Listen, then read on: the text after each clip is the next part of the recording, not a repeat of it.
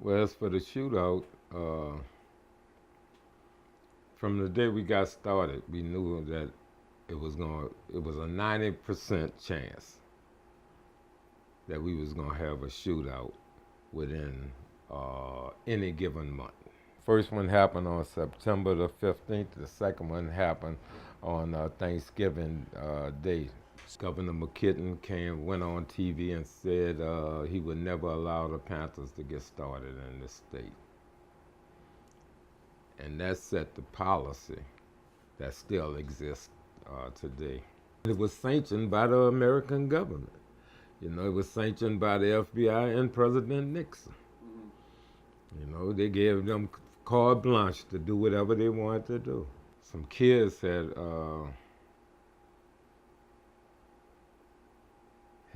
told us that Howard and Fields was agents, was police, because they had seen them at Tulane and Broad. And so we knew it was police, and we was feeding them with a long-handled spoon. But then there was a person that was a national security agent that we did not know. And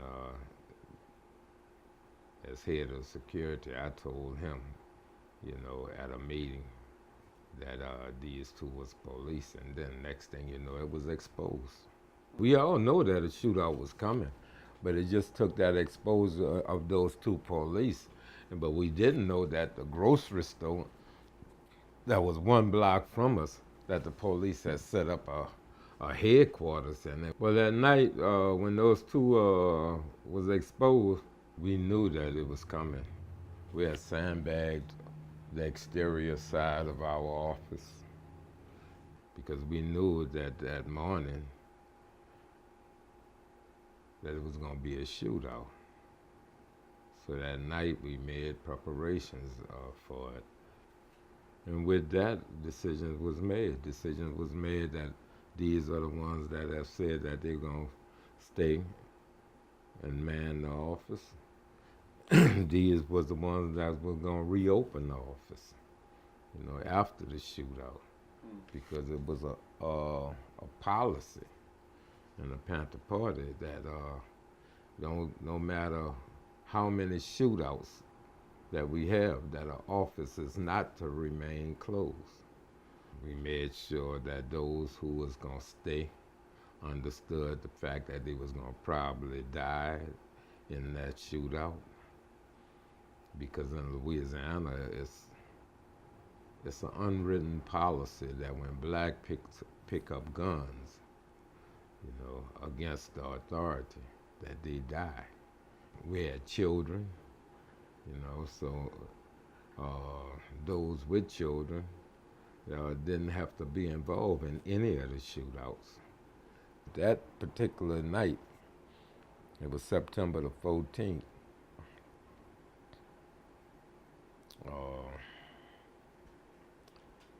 a lady came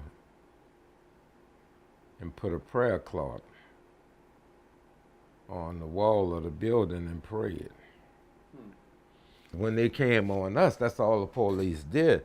They came, got in position, and started shooting. You know, I mean, they pumped so many tears. You know, and again, I'm a spiritual person, and I'm a firm believer that it was the prayers of that lady who later became my brother's mother-in-law. The police shot at, it was about a half an hour of gun battle. And then after that half an hour, all of a sudden, the shooting stopped. And when it stopped, Charles asked me to crawl to the different rooms and find out how many was injured and how many was dead.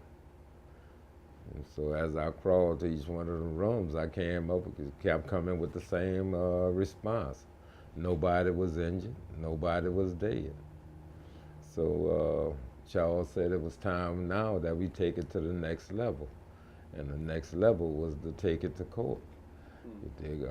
I tried to talk against it because I thought sure that if we walked out of that house, they was gonna kill us, and I would rather die in the house fighting than to die outside of the house by whatever means. But he was in command, and he said, whatever they gonna do to us, let them do it. But we gonna walk out here as dignified human beings and members of the Black Panther Party. And that's where we all walked out. As we walked out of the house, we all said all power to the people, to the community, and then just walked over to where the police arrested us at. We went from the Desire Housing Project to court for arraignment to death row, all in one day. First, they tried to come again to raid the office, but the people of the community surrounded the office and wouldn't let them raid. On Thanksgiving morning, I believe it was, that they came in, dressed as priests. After the second shootout, that raid there, it was too many of us to keep on that road. That's when they sent us down into what they call a dungeon. And then the dungeon is where I met Herman Wallace and Albert Woodfox. Okay. And Gilbert Montague.